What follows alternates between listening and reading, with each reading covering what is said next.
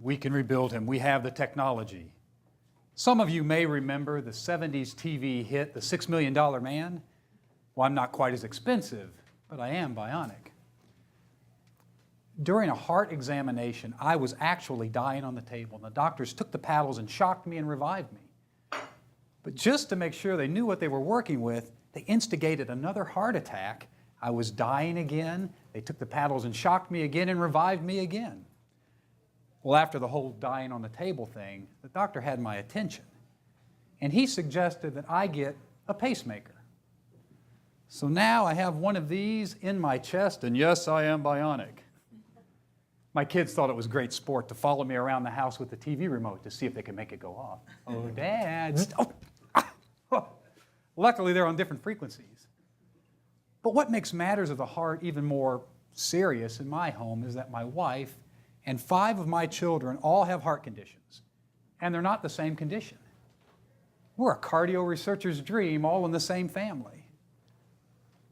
But I don't think about my pacemaker that often. I just went on with life. But what I do find very important is that I routinely conduct heart self-examinations.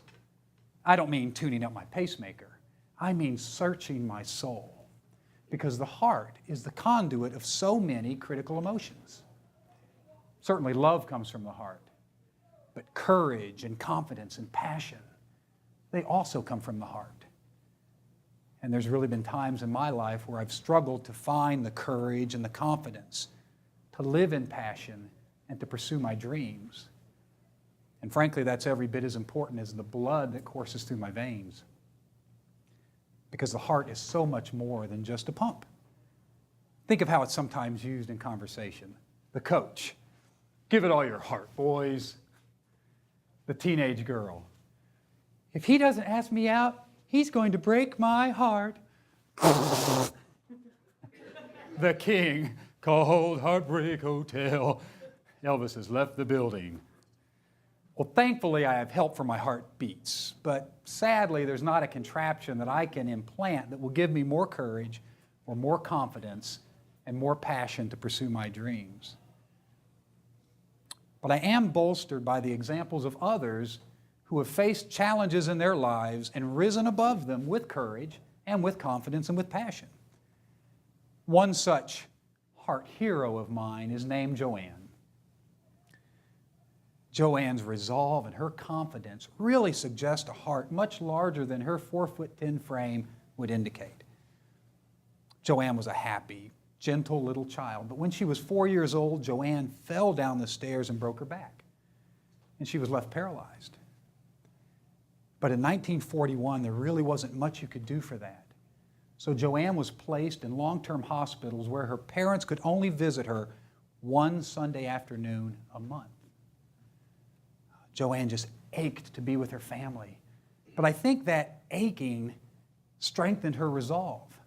She had orderlies put shoes on her feet every single morning because Joanne knew that not only would she walk again, but she was going to run, and she was going to bike, and Joanne was going to dance. You see, Joanne wanted what most other girls want. She wants to look pretty. She wants to have friends, and she wants to dance. Then the miracle occurred, and Joanne regained her ability to walk and left the hospital at age 15. That's right, 11 years in the hospital. But if you knew Joanne today, you would have no indication that this episode was ever part of her past.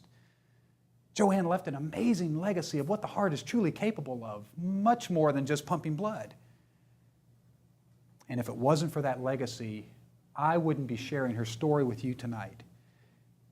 Because you see, Joanne is my mother. Another titan of courage and confidence comes from King David in the Bible. When King Saul had lost favor in the sight of God, the prophet Samuel was sent to tell him the Lord has found another after his own heart. Then when Samuel arrived at the house of Jesse to choose from one of his many mighty sons who would be Saul's successor, everyone was shocked when it was David, their kid brother, who was chosen. David's too young, inexperienced. Then Samuel taught a powerful truth when he said, "Man looketh upon the outward appearance, but the Lord looketh upon the heart." And while his brothers cowered, that same David faced down the giant Philistine Goliath and slew him. And all of this from a child. But seeing ourselves or others as too this or not enough that is really akin to heart failure. And that's exactly what I saw when I looked at myself and considered my dreams. Oh, I'm too old, not educated enough. I don't have the right experience for those goals. Oh, these were destructive voices that just screamed at me when I should have seen myself.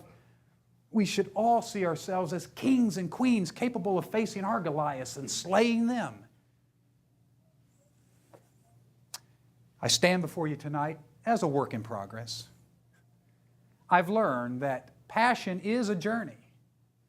And even though I will travel every day, I don't have to walk alone. With me could be my mother Joanne, could be King David, or any one of a number of other heart heroes who have faced great challenge and conquered them with courage, confidence, and passion. So learn from me and stand with me and let nothing hold you back from your greatest dreams. Take heart and choose to live in passion each and every day, because this, my friends, is the power of the heart and is a testament to the life well lived. Jeff Butcher was a man barely alive, but he was made stronger, he was made faster, and he was made a whole lot happier. And all of that because of a little change of heart. Thank you.